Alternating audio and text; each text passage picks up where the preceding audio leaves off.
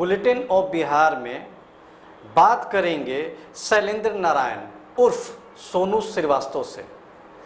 Ward number 29 से लड़ने वाले हैं।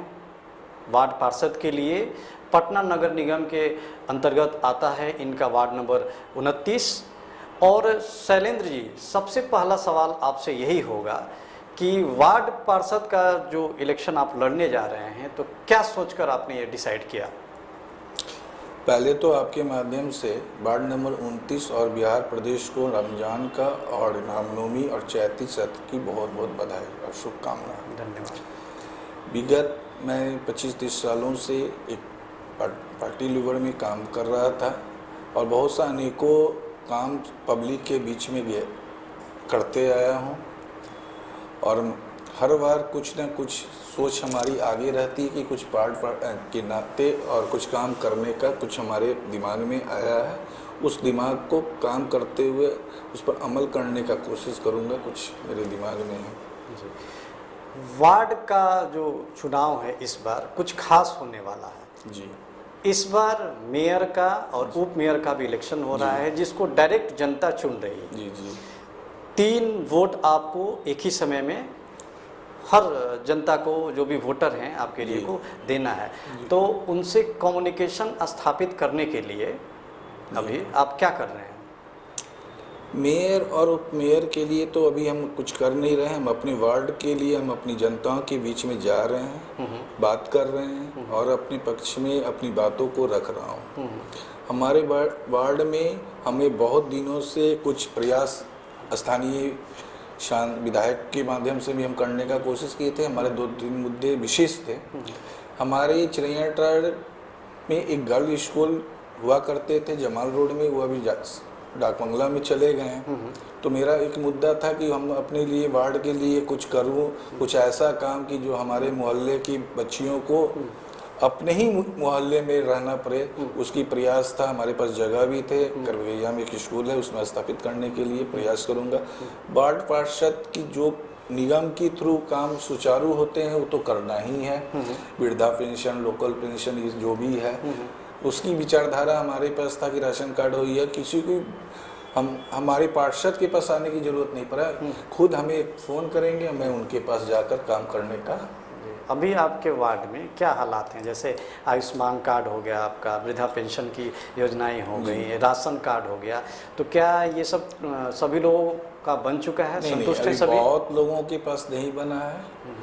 बहुत लोग हमारे पास चाहते हैं कि हम करने के लिए, अभी जो भी सुने हैं कि ये नगर निगम में ऑनलाइन हो रहा है, उसमें हम प्रयास कर रहे हैं कि उसमें कर रहे हैं। फिविएट फाइल बनकर आया जो मेरे पास उपलब्ध नहीं है। बहुत को चेक करने पर ऐसा है कि बहुत लोगों के पास अभी नहीं बन पाया है।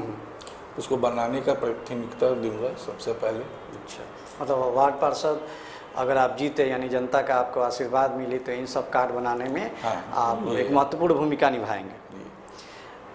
गली नली जो योजनाएं हैं बिहार सरकार की, वार्ड पार्षद लोग की ही जिम्मेदारियाँ होती हैं उनको कराना, तो आपके क्षेत्र में ये क्या हाल है? अभी 7 निश्चय की योजना जो चल रही थी वार्ड नंबर सरकार की, बिहार सरकार की ओर से, उसके अंतर्गत वार्ड नंबर 29 में बहुत ही कम काम हुए हैं।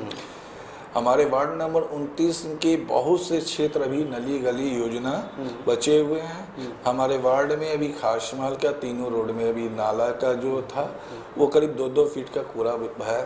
हमारे स्थानीय एक स्कूल है गजाधर स्कूल, उसके पास के बगल में कूड़ा का डंपर जो लगा रहता है हमेशा से, उसके बगल में भी गली है, वो भी अभी तक नहीं हुआ है।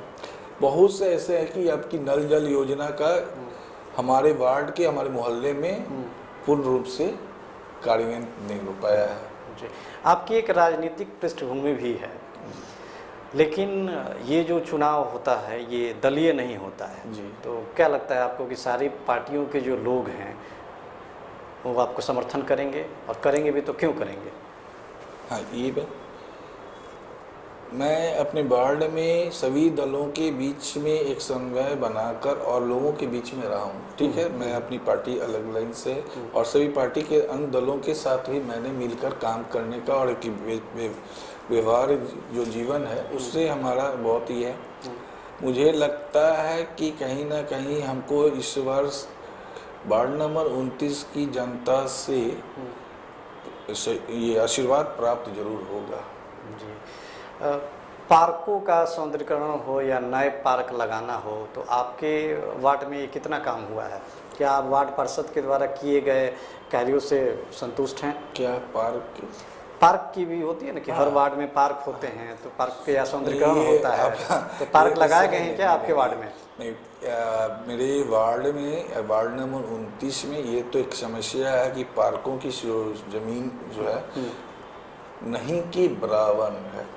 कुछ ऐसे पार्क जो हैं हम लोग कोशिश किए थे, लेकिन अभी जितने भी हैं चाणक्य लॉ कॉलेज की साइड में, यो करवैया साइड में, तो सरकार के अधीन वो कॉलेज लोग खुल गए। और ऐसा मेरे नज़र में और मेरे वार्ड में कहीं नहीं है कि जिसको पार्क का ये किया जाए। ये हमारे वार्ड का 29 का अच्छा कहिए या खराब कहिए, अच्छा है। पार्क की कोई अभी व्यवस्था ऐसे है भी नहीं? देखिए, कुछ निगम के द्वारा कोई हो ऐसा कम्युनिटी हॉल वगैरह?